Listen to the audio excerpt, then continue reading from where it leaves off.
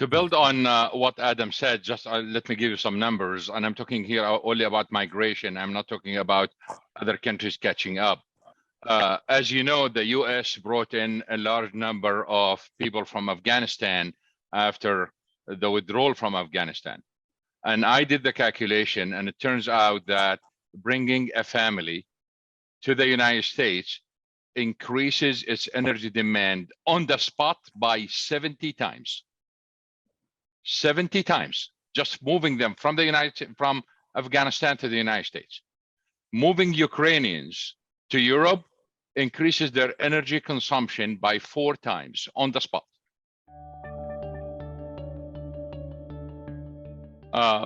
No, for various reasons, but I just want to expand one idea on this one, is that these issues are dynamic, which means that once we go through the process, for example, we have economic crisis in Egypt right now.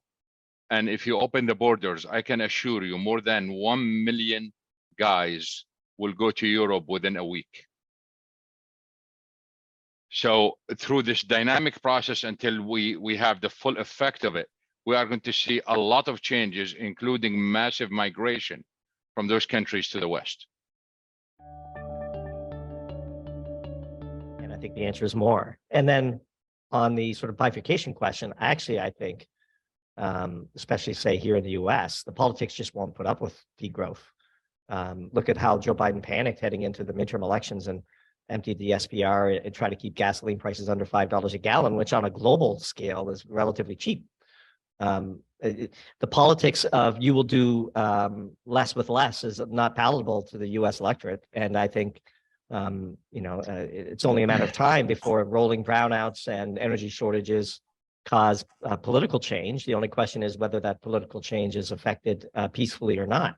But the long arc of US history is they're not going to tolerate presidents who short the country on energy. And so I do think ultimately there's sort of a look, energy is life.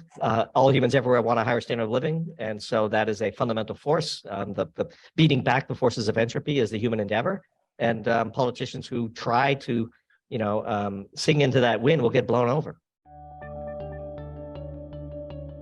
If you believe that CO2 and climate change, are connected, then you basically have two axes. One is energy efficiency, in which we measures energy return on investment, and the other is carbon intensity.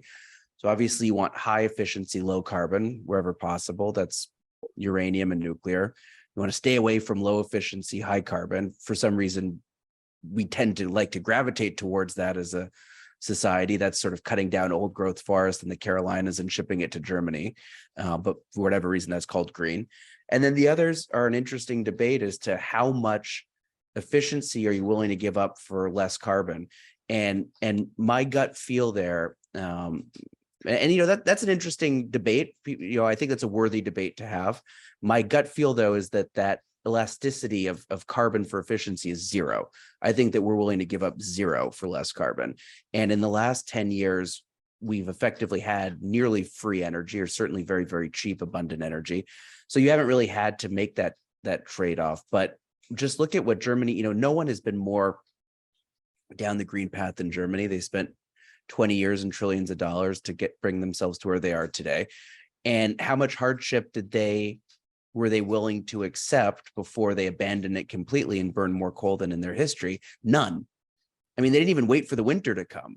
They didn't even wait for the cold winter that everyone was worried about. In retrospect, it's sort of strange that they didn't burn the gas first and then burn the coal after. They burned the coal first, and then they never needed to burn the gas in the first place. So, I mean, you just look at the pain threshold that Germany, who's probably, no one is more religious about climate than Germany, their willingness for pain was zero.